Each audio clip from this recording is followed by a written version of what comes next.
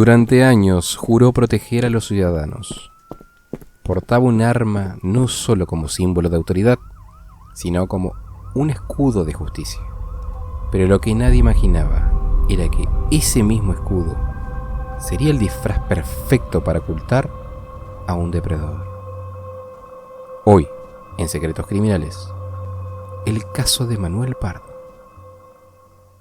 Manuel Pardo nació en 1956 en la ciudad de Nueva York, pero sus raíces se remontaban a Perú y Venezuela.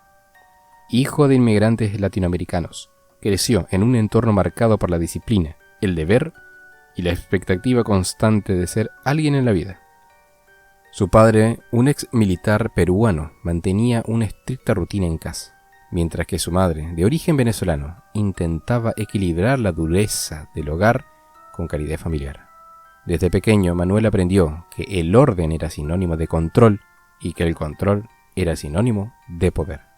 Durante su adolescencia mostró una inteligencia aguda, con una personalidad reservada y meticulosa. Se destacaba en el colegio por su conducta ejemplar, pero también por su falta de empatía con los demás. Evitaba los conflictos abiertos, pero parecía sentirse incómodo cuando veía que las normas se rompían sin consecuencias. A mediados de los años 70, tomó una decisión que definiría su camino. Su paso por el ejército fue breve, pero profundamente formativo. Allí, no solo aprendió a manejar armas y tácticas militares, sino también a desconectarse emocionalmente de sus actos. En el ejército se le valoraba por su eficiencia, su precisión y su capacidad para cumplir órdenes sin cuestionarlas. Tras su baja, optó por continuar en el ámbito de la seguridad pública. En 1979, se unió al departamento de policía de Sweetwater, en el estado de Florida. Al principio, sus superiores lo veían como un oficial prometedor, puntual, disciplinado y con una aparente vocación por servir. Sin embargo, con el paso del tiempo, comenzaron a notarse ciertos rasgos inquietantes. Manuel Pardo no era un policía común. Mostraba un entusiasmo inusual por las redadas, especialmente aquellas relacionadas con drogas y prostitución. Mantenía una libreta en la que anotaba con detalle los nombres de sospechosos, direcciones y frases como limpiar la sociedad o la justicia verdadera. Para algunos compañeros era simplemente un hombre comprometido con su trabajo, pero para los demás esa obsesión rozaba peligrosamente lo fanático. A comienzos de los 80 fue trasladado a distintas unidades. Los informes eran contradictorios. Mientras unos destacaban su compromiso, otros alertaban sobre un uso excesivo de la fuerza y una conducta errática. Hubo denuncias internas sobre falsificaciones de documentos, abusos de poder y contactos con personas del mundo del narcotráfico, aunque nunca llegaron a formalizarse cargos. Durante los años siguientes, desapareció del radar público. Lo cierto es que, en ese tiempo, Manuel Pardo comenzó a elaborar su propia versión de la justicia.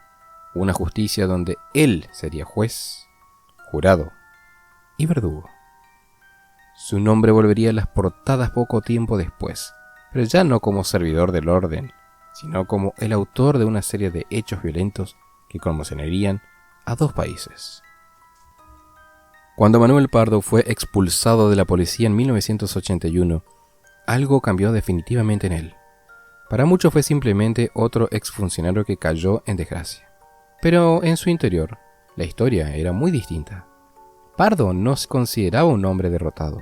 Al contrario, se veía a sí mismo como un mártir de la justicia, un incomprendido que había sido castigado por hacer lo correcto.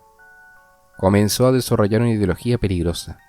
En su mente el sistema estaba podrido, los delincuentes eran protegidos por las leyes, los jueces eran débiles y los policías honestos, como él, eran castigados por intentar hacer el trabajo que nadie se atrevía a terminar.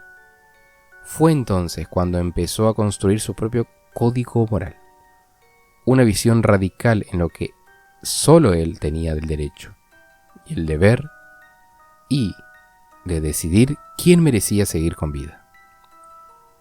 A lo largo de los años siguientes, Pardo se movió entre Florida, Venezuela y Perú. Nadie sabía ciencia cierta qué hacía. Decía trabajar como mecánico, otros afirmaban que vivía de pequeños negocios, pero en realidad ya había empezado su doble vida. Detrás de una apariencia tranquila y educada, ocultaba una mente que planeaba meticulosamente su siguiente paso. No actuaba impulsivamente, estudiaba, investigaba, anotaba. Cada movimiento era calculado, no dejaba cabos sueltos. En cartas que más tarde serían halladas, escribía frases inquietantes como: la ley no funciona, yo soy la solución, estoy limpiando la basura que ustedes dejaron crecer. Y así, convencido de ser una especie de redentor, Manuel Pardo comenzó a ejecutar una serie de actos trágicos que marcarían para siempre su nombre en la historia criminal latinoamericana. Entre 1984 y 1986 se registraron una serie de hechos violentos tanto en Florida como en Venezuela que parecían seguir un patrón. Hombres y mujeres, en su mayoría vinculados al tráfico de sustancias ilegales, aparecían sin vida en habitaciones de hotel, casas de paso o zanjas alejadas de los centros urbanos. Al principio, la policía pensó que se trataba de ajustes de cuenta entre bandas, pero con el tiempo surgió una conexión. Manuel Pardo tenía una lista real, escrita a mano, con los nombres de personas que, según él, eran enemigos de la sociedad. Traficantes, proxenetas, presuntos delincuentes de bajo perfil, gente que, en su lógica distorsionada, merecía ser eliminada. Para Pardo no eran víctimas, eran parte de un problema que él se sentía llamado a resolver. Su modus operandi era frío y metódico. Elegía a sus blancos, se acercaba fingiendo ser alguien de confianza, a veces incluso se presentaba como policía, y luego los enfrentaba con encuentros breves y certeros.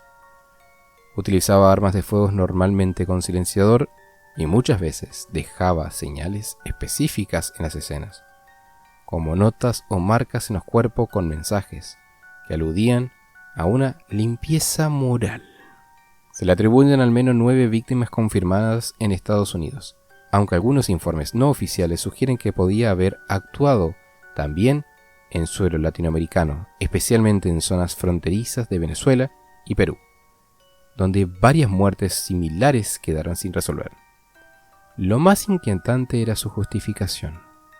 En su confesión posterior, Manuel no solo admitió los hechos, sino que se mostró orgulloso de ellos. Yo no maté a personas inocentes, ellos eran escoria. Yo hice lo que ustedes no se atrevieron a hacer. Fui el brazo de la verdadera justicia. Así lo dijo, sin remordimientos, sin culpa, como si cada una de sus acciones fuera parte de una misión sagrada. Incluso llegó a escribir cartas a medios de comunicación y funcionarios judiciales, asegurando que no era un criminal, sino un patriota. Un héroe malinterpretado, una figura trágica y delirante, consumida por su propio delirio de redención personal. Pero el final de su cruzada estaba cerca. Durante un tiempo el plan de Manuel Pardo parecía infalible. Elegía cuidadosamente a sus objetivos, personas vinculadas, según él, al tráfico de drogas, al crimen organizado, a la corrupción. Los acechaba, los estudiaba y luego actuaba con precisión casi militar.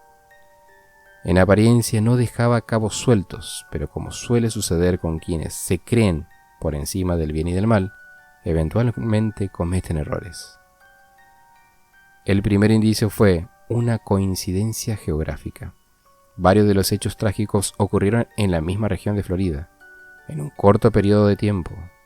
Las autoridades locales, al comparar los expedientes, notaron similitudes. Las víctimas tenían vínculos con actividades ilegales, pero no había señales de robo ni móviles personales. Todo parecía ejecutado bajo un patrón frío, sistemático. La alarma se encendió cuando apareció una carta manuscrita junto a una de las personas fallecidas. En ella el autor se autodenominaba como una especie de agente de Dios y hablaba de su misión purificadora. Lo inquietante fue que no era la única. Otras notas similares habían llegado a periódicos locales en meses anteriores, atribuyéndose los hechos y justificándolos como acciones necesarias. El análisis caligráfico reveló que todas esas notas habían sido escritas por la misma persona. Cuando la policía comparó con archivos de personal despedido de las fuerzas de seguridad, el nombre de Manuel Pardo apareció como una posibilidad, demasiado cercana. La pieza clave del rompecabezas fue el testimonio de una mujer que, angustiada, acudió a las autoridades tras enterarse del fallecimiento de su expareja. Relató que, días antes, un hombre elegante, de hablar pausado, se le había acercado al hombre, diciendo ser ex policía y ofreciendo protección. Aportó una descripción precisa, y cuando vio la foto de Pardo, lo reconoció sin dudar. Con esta información, la policía solicitó una orden de registro. Al ingresar a la vivienda de Pardo, se encontraron con algo más perturbador que cualquier escena del crimen. Un cuarto entero dedicado a sus misiones, carpetas con nombres, fotografías, direcciones, recortes de periódicos marcados con resaltador. Todo estaba ordenado meticulosamente como si se tratara de un archivo policial, pero personal. Incluso había listas con anotaciones: cumplido, pendiente, merece castigo. El caso estaba resuelto. La evidencia era abrumadora.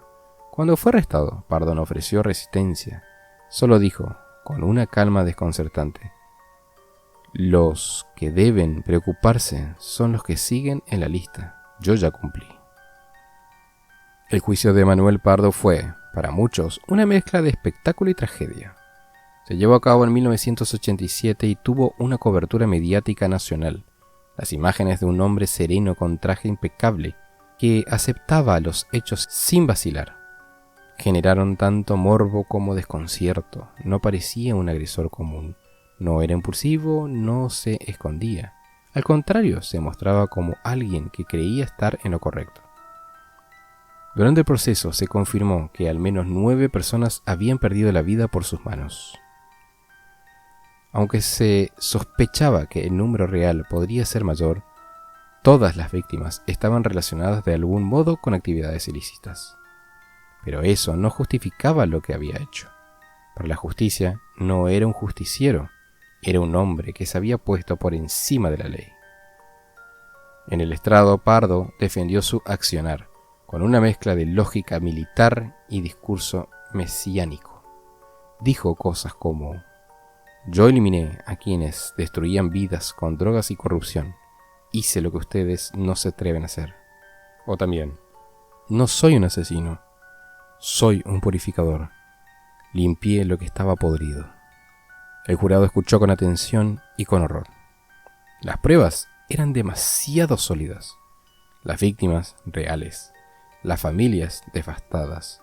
Los expertos en salud mental lo evaluaron. No era legalmente insano. Simplemente estaba convencido de su causa. Su condena fue clara: pena de muerte. El juez no dudó en afirmar que se trataba de uno de los casos más inquietantes que había visto, no solo por los hechos, sino por la falta absoluta de remordimiento. Pardo pasó 25 años en el corredor de la muerte, escribiendo cartas, intentando publicar sus reflexiones, e insistiendo en que él no era el villano de esta historia. Para él, la justicia le había fallado, porque no había entendido su misión.